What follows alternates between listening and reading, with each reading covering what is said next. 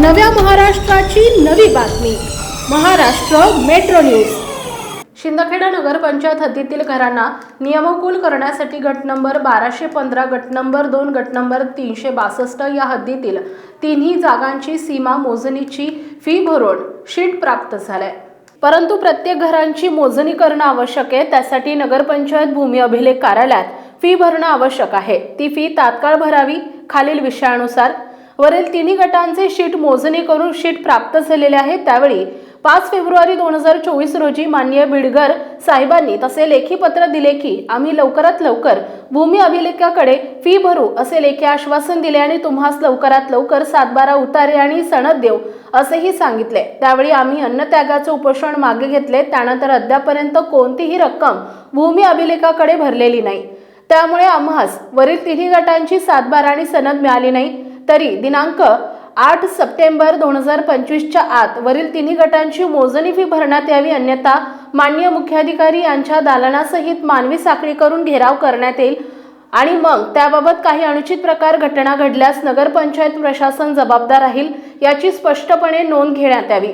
शबरी घरकुल योजनेचे सर्व फॉर्म भरण्यासाठी 2 कर्मचारी नियुक्ती करून फॉर्म भरून शिंदखेडा शहरातील सर्व लाभार्थींचा प्रस्ताव तयार करून मंजूर करून मिळावा। शिंदखेडा शहरातील ज्या ज्या लाभार्थींना पंतप्रधान घरकुलचे काम पूर्ण झालेले आहे त्या सर्व लाभार्थ्यांना सौर ऊर्जेचा लाभ देखील मिळावा आणि लाभार्थ्यांना वीज बिल मुक्त करण्यात यावे। तसेच सन 2018-19च्या दरम्यान घरकुल योजनेचे सर्वे करण्याचा ठेका चेतन सोनार यांना देण्यात आला होता। चेतन सोनार राहणार अमळनेर घरकुल योजनेचे सर्वे करण्याचा ठेका देण्यात आला, परंतु कर्तव्यात कसूर करून चेतन सोनार यांनी सर्वेक्षण कामे सर्वे पूर्ण केली नाही। सर्वे झाला असता तर आदिवासी दलित बौद्ध घरकुल पासून वंचित राहिले नसते, घरकुलचा अनुशेष भरून निघाला असता, परंतु मुद्दाम वंचित ठेवण्यात आले। त्याबाबत संबंधित घरकुलाचा सर्वे करणारे चेतन सोनार विरोधात गुन्हा दाखल करण्यात यावा। शिंदखेडा शहरातील आंबेडकर नगर, सिद्धार्थ नगर भागात रमाई घरकुल योजना तात्काळ सुरू करण्यात यावी आणि दलित बौद्ध लाभार्थींना रमाई घरकुलचा लाभ देण्यात यावा।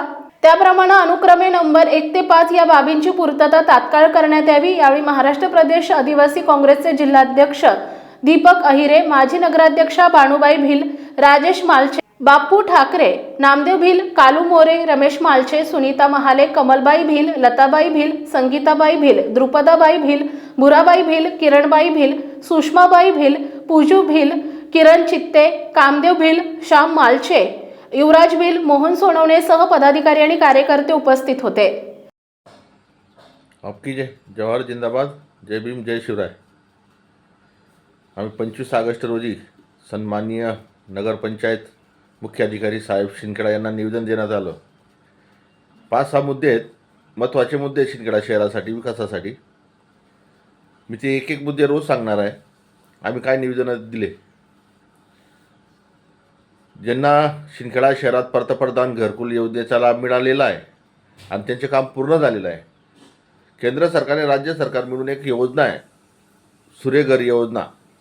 त्या योजना अंतर्गत ज्यांचे पंतप्रधान घरकुल योजनेचे जे शिंदखेडा शहरात ज्यांचे पूर्ण काम झालेलं आहे त्यांना सूर्यघर योजना अंतर्गत सौर ऊर्जाचे प्लेटा बसवण्यात यावं आणि त्यांना वीज बिल मुक्त करण्यात यावं अशी केंद्र सरकार आणि राज्य सरकारची योजना आहे। म्हणून आम्ही मुख्याधिकारी साहेब शिंदखेडा यांना निवेदन दिलं लेखी का ज्यांचे घरकुल पंतप्रधान घरकुल योजनेचा लाभ झालेला असेल, पूर्ण घेतलेला आहे आणि पूर्ण झालेला आहे, त्यांना सूर्यघर योजना अंतर्गत लाभ देण्यात यावा। प्रतिनिधी यादवराव सामंत।